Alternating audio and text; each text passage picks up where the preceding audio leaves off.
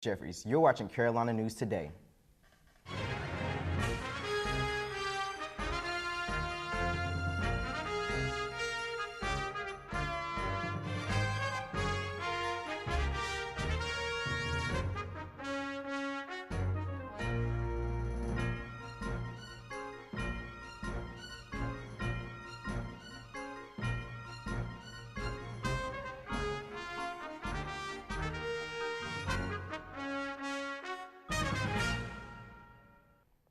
A small gas leak in the UC Tuesday night caused police to evacuate the building as a precaution. Around 9 p.m., a dining hall employee told an officer in the building that he smelled gas. They identified the source as a hole in a pipeline for one of the grills. Students and employees waited outside for about 30 minutes while maintenance workers treated the problem. Fire stations 19 and 21 also responded to the call. Student health services here on campus are changing their hours. They say some of the shifts rarely saw any patients. The director of student health, Cora Bullard, told CNC how the student body can benefit from these changes. Okay. One of the reasons that we're looking at the new hours, you know, our chancellor has, he wants changing lives through education.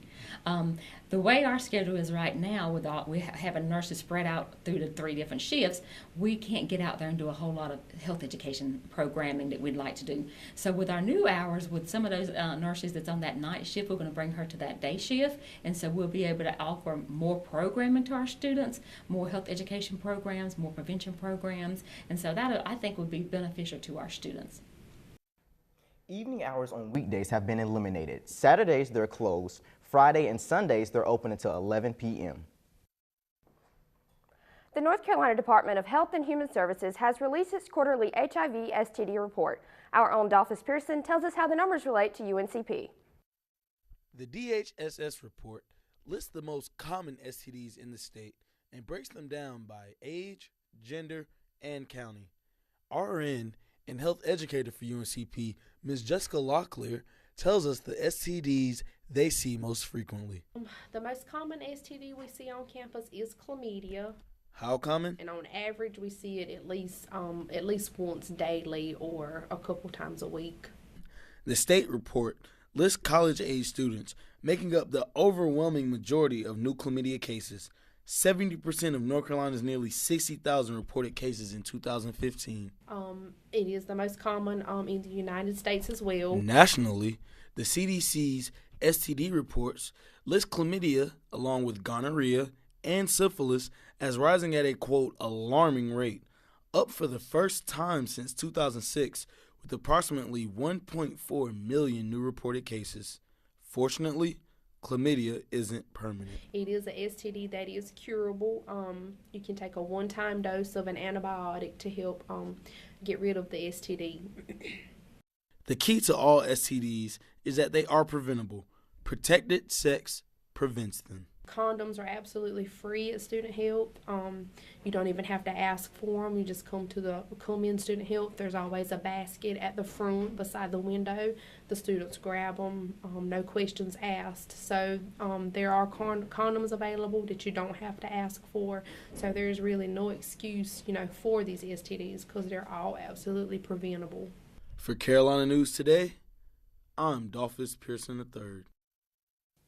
Over the break, the university took down some maple trees in front of Old Main, the landmark building that's featured in many a photograph in the school logo. Some people are disappointed, but we learned that facility planners have the best of intentions. The health of the trees was in decline, and they often dropped large branches that were a hazard to people who sit and walk there. Assistant Vice Chancellor Steve Martin says the plan is to replace them with native species that make more sense. So what we plan to do is replace those with species that are more tolerant and have a smaller drip cap. As well as add some pencil evergreens to the corners of Old Main, try to enhance this quad area. You'll see projects like this all over our campus, probably as we continue to enhance it. We have a very beautiful campus, but we can always make it better. There's always room for improvements. In remarks to the UNC System Board of Governors last week, System President-elect Margaret Spellings emphasized accessibility and affordability of higher education. She said she was surprised at the reaction to the search process and the intense reactions against her personally when she got the job. But Spellings said she looks forward to meeting and learning from constituents who have questions about her professional record and her intentions. She told the BOG she would turn to them as respected resources who provide oversight, while she is there to lead and actually manage the institution. The North Carolina Department of Transportation continues to make train travel a priority in the state. The DOT's Mike Charbonneau tells us about new services and infrastructure improvements.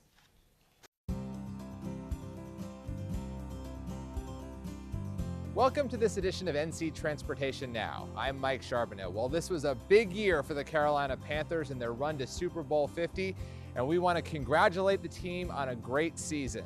NCDOT was proud to help get some fans to the stadium for regular season games. Panther fans from Raleigh to Charlotte enjoyed a unique opportunity to travel to home games this year. More than 4,600 passengers rode the Panthers trains, Piedmont Trains 73 and 76 this football season, which departed the Raleigh Amtrak station on game day mornings to take fans to Charlotte, and then returned to Raleigh after the games that evening. NC by Train will continue to offer this special ride again in 2016, so plan ahead to ride the Panthers train next season.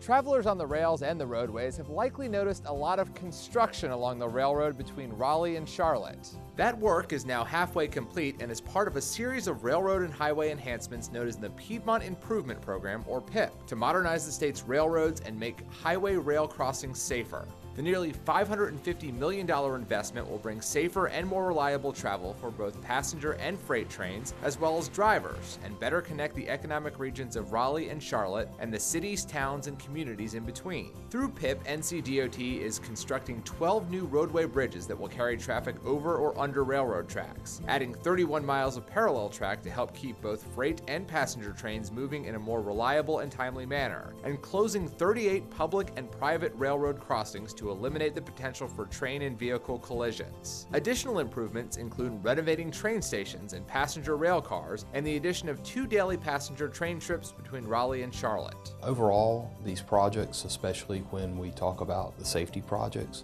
they benefit both freight trains as well as passenger trains, and that's good for North Carolina and economic development and job creation. To complete the work, NCDOT is partnering with the North Carolina Railroad Company, which is providing some of the funding, and Norfolk Southern and CSX, which are providing much of the track work. For more information about rail in North Carolina, visit ncbytrain.org. Well, that's all for this edition of NC Transportation Now. As always, stay connected with us through Facebook and Twitter. That's at NCDOT. And for all of us here at NCDOT, safe travels. After countless delays, a permit has been approved by the federal government to remove water from coal ash ponds around the state. Removing the water is essential to preventing future spills. State environmental officials strictly monitor the process. The North Carolina coal ash law requires Duke Energy to close facilities in Sutton, Asheville, Riverbend, and Dan River by the summer of 2019. Their other sites are to close no later than 2029. Braves basketball wins a nail-biter. And a UNCP program stays perfect. This and more in sports when we come back.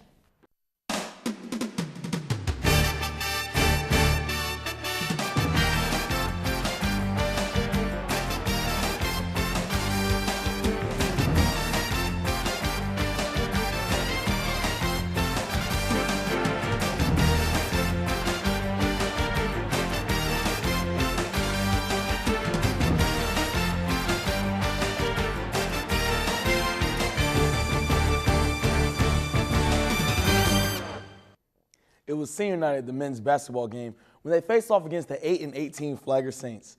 Senior Jahai Wright grabbed a double-double with 14 offensive boards and 15 points. Brandon Watson and Alex Bradley each had 25 points in a game that had 19 lead changes. Bradley had the pressure on him again this week, making a critical free throw, putting the Braves up by 2. Trailing the majority of the game, the Braves managed to pull out the victory 92-94, keeping them alive for the conference title. Having won 4 straight, the Braves travel to Armstrong State next week for another conference matchup. Standing at 4-13 in conference, the Lady Braves basketball team lost 8 out of their last 9 games before hosting Flagler at home this week. Senior Mary Robinson brought her senior night flair, going perfect from the stripe with 12 points and a team-leading 8 boards. Janissa Monley led the team with 16 points to go along with her 5 boards. The Braves' 18 turnovers hindered their fight with Flagler, allowing the Saints to put up 21 points.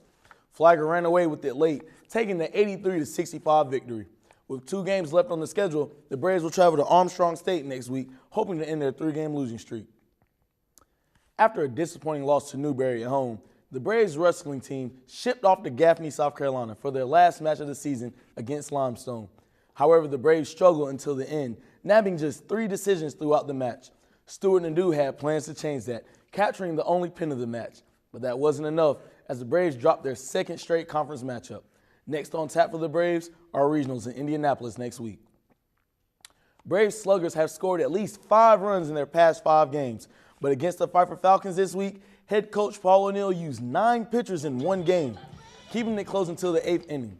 Daniel Batts gave up 2 hits and 2 runs in the singular inning, giving the Falcons their first lead of the game. Batts stopped the bleeding with the low strikeout call, ending the top of the 8th. Bottom 9, game tied at 3 apiece. Freshman C.J. White comes through with a walk-off sacrifice fly, driving in Drew Beaver, giving the Braves a 4-3 win. Conference play starts when Montevallo comes into town for a 3-game series this weekend. Braves softball split their series at Pfeiffer, getting their first win since the beginning of the month. Katie Saunders got the complete game win in the 4-2 victory, notching 4 Ks and allowing 7 hits. Tony Nelson and Taylor Harehardt each hit a big fly in the 7-8 loss. Standing at 2-4-1, the Braves plays Glenville State for a 2-game series starting Saturday at 1. That's all for sports. Back to the studio. Thanks, Dolphus. See you next week for an all-new episode of Carolina News Today.